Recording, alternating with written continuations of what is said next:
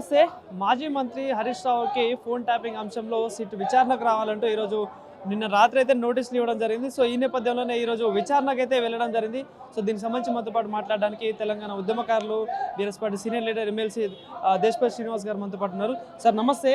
So మీరు ఎట్లా చూడొచ్చు, హరీష్ రావు గారికి ఫోన్ ట్యాపింగ్ అంశంలో ఈరోజు విచారణకు రావాలని నిన్న రాత్రి నోటీసులు ఇవ్వడం జరిగింది. సో మళ్ళీ తెరమైకి ఈ అంశాన్ని తీసుకోవడం ఎట్లా చూస్తారు? హరీష్ రావు గారు ఉద్యమం కన్న బిడ్డ. ఈ ఉడత ఊపులకు ఆయన భయపడాడు. Vendetta is the weapon of weak అంటారు. ప్రతీకారం అనేది బలహీనుడి ఆయుధం, ప్రజా పోరాటం అనేది బలవంతుడి ఆయుధం. కనుక ప్రజా పోరాటం ద్వారానే తేల్చుకోవడానికి హరీష్ రావు గారు సిద్ధపడి ఉన్నారు. కనుక అడుగడుగున రేవంత్ రెడ్డి అవినీతిని బట్టబయలు చేస్తున్నాడు. కనుక ఆయనకు సింహస్వప్నంలాగా మారాడు. కనుక పిరికి పందలాగా ఈ నోటీసులను అడ్డం పెట్టుకొని, పోలీసులను అడ్డం పెట్టుకొని ఈ దొంగ కేసులు బనాయించే పనిలో ఉన్నాడు. సుప్రీంకోర్టు పసలేదని తేల్చిపారేసింది. ఈ టెలిఫోన్ ట్యాపింగ్ అనే వ్యవహారంలో పసలేదని తేల్చిపారేసింది. అయినా దాన్ని పదే పదే తవ్వుతున్నాడంటే, అదే తుప్పు పట్టిన అస్త్రాన్ని పదే పదే ప్రయోగిస్తున్నాడనంటే దీని వెనక ఆయన డైవర్షన్ టాక్టిక్స్ ఉన్నాయి.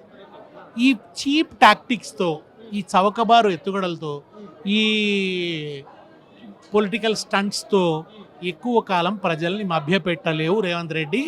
జ్ఞానోదయం ఇప్పటికైనా కలిగితే మంచిది. 2 ఏళ్ళు గడిచిపోయింది, పుణ్యకాలం అంతా అయిపోతున్నది. దీంతోనే నడుపుతున్నాడు ఆయన.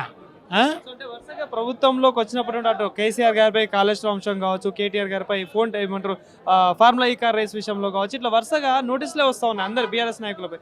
సో ఏంటంటే ఎట్లా చూడవచ్చు? కాళేశ్వరం అన్నాడు, కమిషన్ అన్నాడు, హడావిడి చేశాడు, అసెంబ్లీలో చర్చ పెట్టినాడు, సాక్ష్యాధారాలతో గణాంకాలతో అన్ని రకాల ఆధారాలని ముందు పెట్టి కాళేశ్వరంలో జరిగింది ఏమిటో నిరూపించాడు హరీష్ రావు.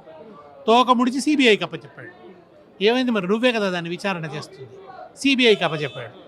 సిబిఐకి అప్పచెప్పడం వెనుక ఒక పక్క రాహుల్ గాంధీ ఏమో సిబిఐ అనేది సెంట్రల్ గవర్నమెంట్ చేతిలో వెపన్ అంటాడు, రేవంత్ రెడ్డి దాని మీద విశ్వాసం ప్రకటిస్తాడు.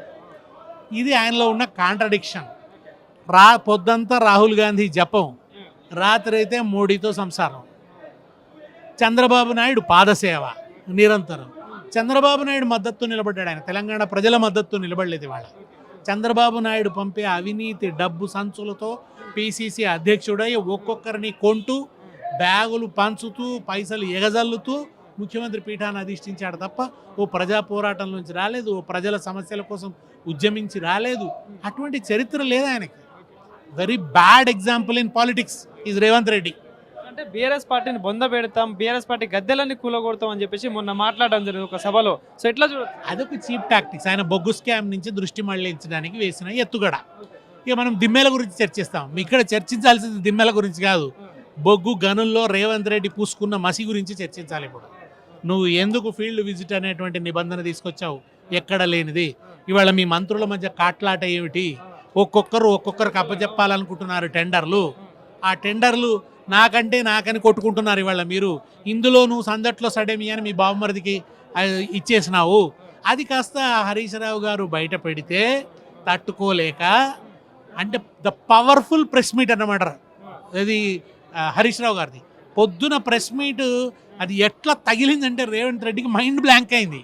మైండ్ బ్లాంక్ అయి రాత్రి కల్లా నక్కజిత్తుల నోటీసులు తయారైనాయి అన్నమాట. కనుక అది హరీష్ రావు గారి శక్తికి నిదర్శనం. ఇది మధ్య మధ్యలో మాకు ప్రోగ్రెస్ కార్డు ఇస్తున్నాడు రేవంత్ రెడ్డి, నోటీసుల పేరుతో, కేసులు పెడుతూ. మీరు అద్భుతంగా ప్రతిపక్షంగా పనిచేస్తున్నారు, మీరు నన్ను ముప్పు తిప్పలు పెడుతున్నారు, మీరు డిస్టింక్షన్లో పాస్ అవుతున్నారు అనడానికి ఈ నోటీసులు సాక్ష్యం అన్నమాట. తట్టుకోలేక ఈ పిచ్చి పిచ్చి ఇవన్నీ చేస్తున్నాడు. అసలు విషయం రేవంత్ రెడ్డి తేలిపోయాడు. ఒక లాఫింగ్ స్టాఫ్ అయిపోయాడు ఆయన.